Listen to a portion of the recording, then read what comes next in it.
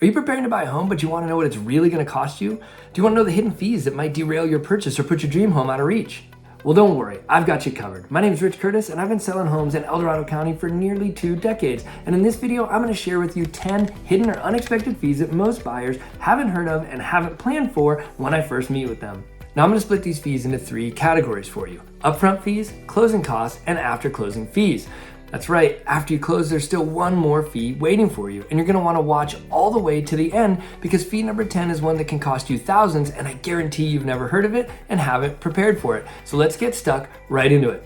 Now, of course, none of these fees are intentionally hidden. I've just found that most buyers haven't heard of them, so they haven't saved for them. Now, our first category is upfront fees, and it's important to be clear here what fees are normal upfront fees for a buyer to pay and which ones are not. First off, no realtor or lender should be charging you any upfront fees. Realtors and lenders get paid at the time of the close of sale. So if any of them are trying to charge you an upfront fee, there's something shady going on and you should move on. Now let's get into the upfront fees you should expect to pay. And in this category, there are 3. Now, number 1 is your earnest money deposit, or EMD. This is a deposit that here in California, you usually need to get into the title company within 3 business days of having a mutually signed contract to purchase a home. And it's typical for your earnest money deposit to be between 1% and 3% of the purchase price. So for example, if you're buying a $500,000 house, your earnest money deposit would typically be between $5,000 and $15,000, but it can be whatever you'd like it to be. 1% to 3% is likely what the listing agent is expecting, but you can choose your own adventure here. 2 things are important to note about your earnest money deposit. And number 1 is they're gonna cash this check. The title company will cash it and put those funds in their trust account and hold them there for the duration of the transaction. So you need to be able to part with the money for that amount of time, which is typically 30 days. Now at the end of the transaction, if you close on the home, these funds will be credited to your overall cost to close. And if you bail out of the transaction, these funds are potentially refundable to you, but there are some nuances to that are better left for another video. Number 2, the California Residential Purchase Agreement has a provision in it that protects up to 3% of the purchase price in earnest money deposit funds. Now, if you choose to go above 3%, you need to sign a separate document that also needs to be signed by the seller to protect those additional funds and include them in the liquidated damages clause, which is the clause in the contract that protects those funds and makes them potentially refundable down the road should you choose to cancel the transaction. Now, I don't want to get too in the weeds on this subject here because this is not a contract video, but suffice it to say keep your EMD to 3% or under, or know that if you go above it, you need to have those additional funds protected in writing. Now, the second upfront fee you're going to encounter are your inspection costs. Now, most of you already know you should do a home inspection, but you may not know what that's going to cost you, or that there's a whole host of other inspections you may want to consider that have fees associated with them as well. Now, of course, you don't technically have to do any inspections when purchasing a home, but I would highly recommend that you do a full slate of inspections on any home you're thinking about purchasing. The lowest bar to meet here is doing simply a home inspection, which will cost you around $500 for a normal or modest size home and up to $800 or $900 for a very large home. Now, there's a bunch of other inspections you may want to consider as well. This isn't an exhaustive list, but it just gives you an idea of others to consider and how your costs may climb if you choose to do more than a simple home inspection. There are pest inspections, roof inspections, HVAC inspections, well inspections, septic inspections, and sewer lateral inspections, just to name a few. On average, to do a thorough job inspecting your home of choice, you're going to spend between $1,600 and $2,000. Now, this is an upfront cost paid at the time of service to the individual service providers and is non-refundable. If you choose to back out of the home purchase for any reason, that money is a sunk cost. Now, you can of course choose your own adventure here and do whatever you can within your own budget, but I find that although most buyers come to me knowing they need to pay something for inspections, they weren't expecting to pay $1,600 to $2,000 for inspections. So this is an important one for you to budget for up front. The third fee of our 10 unexpected fees and the final one of our upfront fees is the appraisal cost. Now, during your contingency period, if you're getting a loan on the property, your lender will require you to do an appraisal. An appraisal is a third-party estimation of value, mostly intended to protect your lender's investment. They simply want to see that if they have to take the property back from you, they haven't loaned you more money than they could get back having to sell it on their own. But the appraisal provides another important financial guardrail for you as the buyer. Now, you've seen the seller's estimation of value, the asking price, and you've probably heard your realtor's estimation of value during the offer period. And of course, you've made your own estimation of value of what this home is worth to you. But the appraisal gives you an important, neutral, third-party opinion of value so you can fully and thoroughly understand the value of the home you're attempting to purchase. Your lender will schedule the appraisal for you, but paying for it will be up to you. Now this ranges from $400 to $600, is paid up front, and is non-refundable.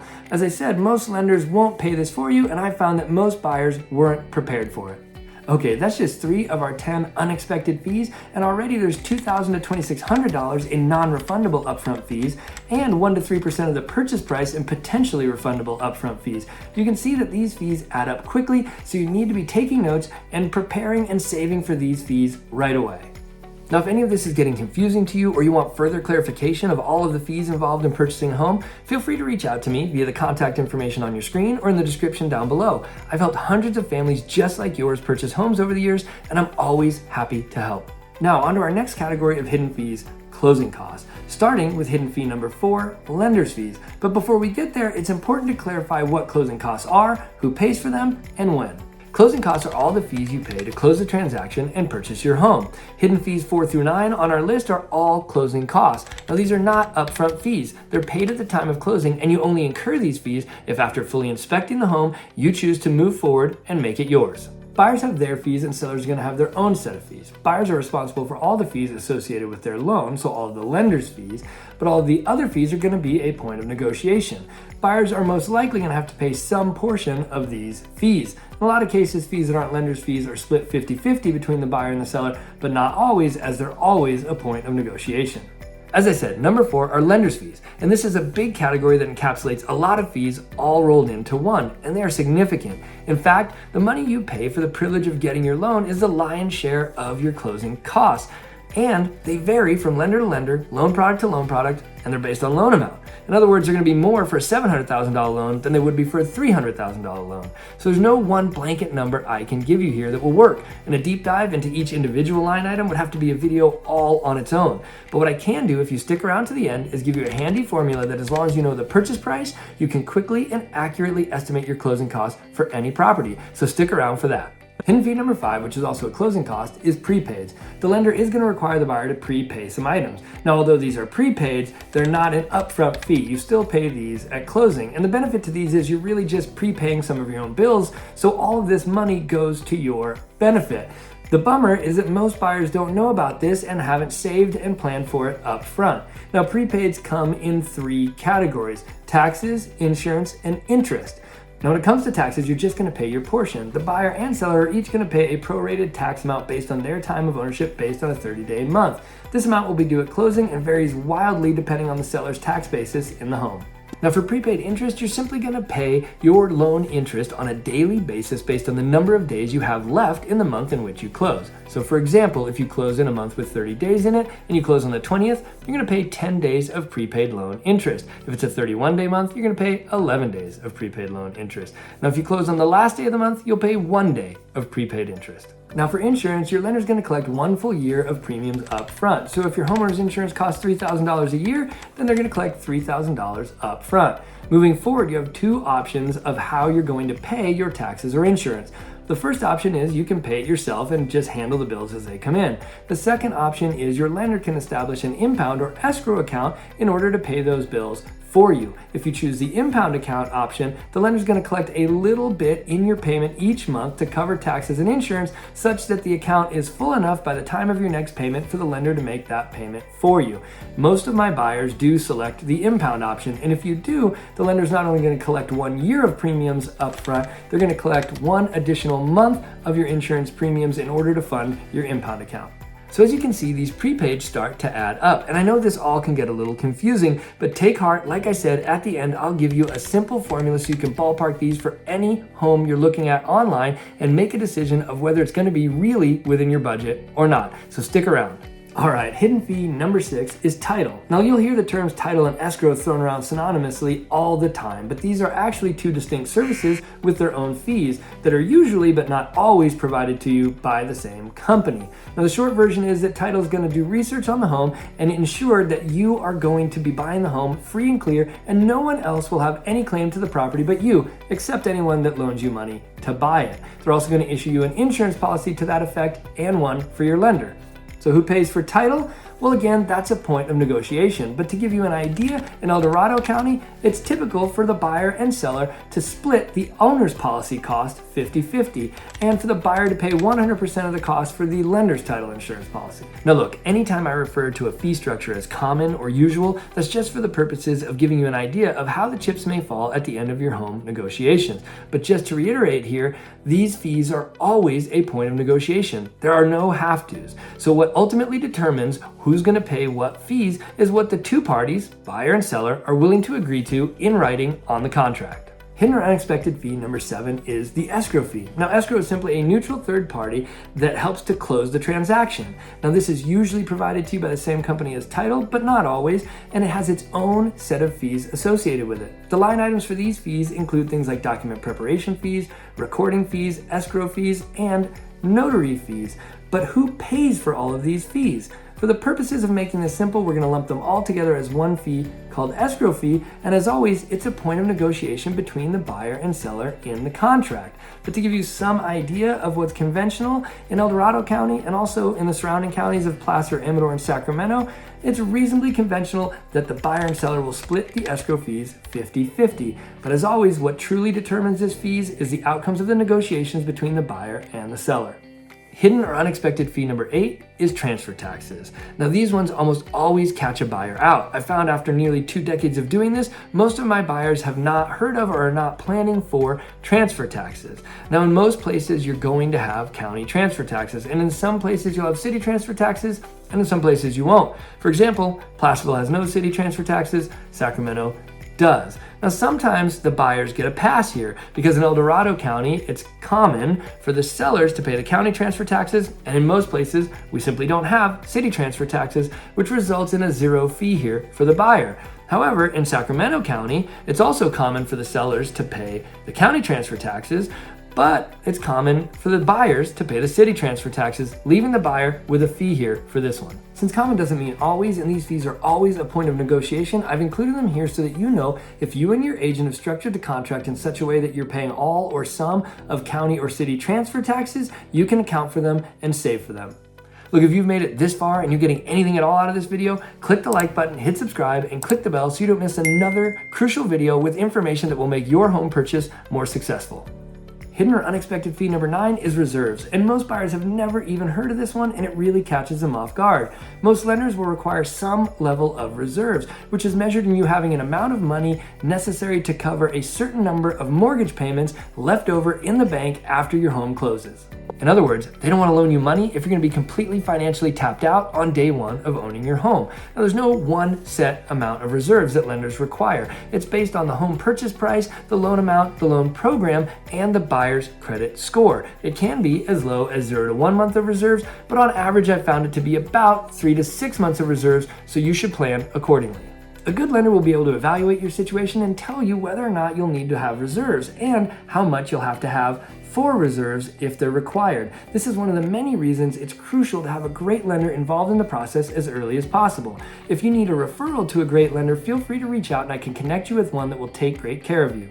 Now, this brings us to number 10, our final hidden or unexpected fee. And this one, I guarantee most of you have never even heard of. And shockingly, it comes in after you close on your home purchase, and that is your supplemental tax bill. Now look, I've already told you during escrow that you're going to pay a prorated portion of the tax bill. Essentially, each person simply pays taxes for their duration of ownership. But there's a catch. Your home is going to be reassessed for tax purposes, but because we can't be 100% certain what that reassessment will be, when you're charged for taxes in escrow, you're being charged at the seller's current tax rate, not your future tax rate. That's the amount we discussed earlier in the prepaid section. Now, by the time of your next property tax installment payment, the county will have reassessed your property and will be billing you accurately. But what this means is there's a discrepancy between what you paid in escrow and what you're actually supposed to pay. And in most cases, that means you paid less in escrow than your actual bill. In some exceedingly rare cases, you could have paid more, but that's so rare, it's not even worth talking about. So anywhere from 1 to 18 months after you close escrow on your home, you're going to receive your supplemental tax bill in the mail. This will charge you for the difference between the seller's tax rate that you paid in escrow and your current tax rate moving forward. Now this can be measured in the low to mid thousands depending on the purchase price of the home and how long ago the seller bought the home. You can ballpark this by multiplying the purchase price by the current tax rate and adding a small buffer for special assessments. So for Dorado County, it's safe to use 1.25% for this estimate. So simply multiply your purchase price by 0.0125 and subtract the amount you paid for taxes and escrow, and this will give you a ballpark of what will come on that supplemental tax bill. The important thing here is that when you first purchase your home, you've just paid for down payment, closing costs, moving costs, cost to hook up your utilities, some kind of cost to spruce the place up and make it your own, and it leaves your savings account at an all-time low for a short period of time, and just when that happens, that supplemental tax bill hits. So you need to save for this one up front so you're ready when it comes in. Now in some cases, the lender may have enough in your impound account to cover this, but usually it falls to you to pay this bill. Now, all of these numbers may leave your head spinning, and I get it. So how can we easily and accurately estimate our closing costs for any property we're looking at? You simply need to add together 3 numbers: your down payment, your closing costs, and your inspection fees. Now, your closing cost estimate and your inspection estimate will actually cover all of the hidden fees on our list. So let's start with down payment. The lowest amount you can actually put down is 0%. That's right, there are 0% down loan programs. Getting into the details of that would be a whole video to itself. But after 0%, we usually jump to 3%, then 3.5% loans, then 5% and 10% and 20%, and after that, the sky is the limit. But most of my buyers, especially my first-time buyers, end up in that 3 to 5% down payment range. So let's take a $500,000 house, for example. At 3.5% down, your down payment on a $500,000 house will be $17,500. And as a general rule of thumb, you can ballpark your closing costs at 2 to 3% of the purchase price. This 2 to 3% ballpark will cover 9 out of the 10 hidden fees on our list. The only one it won't cover is fee number 10, the supplemental tax bill. I recommend, though, using 3% for all of your estimates because it's always better if your actual costs come in lower than your ballpark, not the other way around. So on our hypothetical $500,000 purchase, estimating 3% for closing costs, your closing costs would be about $15,000. Now, if we estimate about $1,600 for your inspection costs, that puts your total out-of-pocket cost to purchase a $500,000 home with 3% down at about $34,100. Now, of course, your mileage may vary here. There are a lot of variables, and there is the one fee that this doesn't account for, which is your supplemental tax bill. But in general, using this method, you can get a reasonably accurate ballpark to evaluate any home you're looking at and determine what your out-of-pocket costs will be. Now, of course, when preparing to buy a home and while in escrow, professionals in the real estate industry will give you down-to-the-penny estimates for all of these fees, but this ballpark formula gives you a useful tool to begin to evaluate properties on your own. All right, there you have it. 10 hidden or unexpected fees that most buyers don't know about that can derail your home purchase or leave you in a tight financial spot after closing if you haven't prepared for them. Now, I hope you all find that ballpark formula for estimating closing costs valuable while you evaluate homes you're thinking about purchasing. But none of these fees will matter to you at all if you don't know if you're the type of buyer who should be purchasing in 2024 or not. So to figure that out, watch this video up here. And if I threw out a bunch of crazy real estate terms that left you confused, watch this video here to learn all the real estate terms you need to know before making a home purchase. Or maybe it's like this. You'll figure it out. But either way, as always, thanks for watching, and I'll catch you on the next one.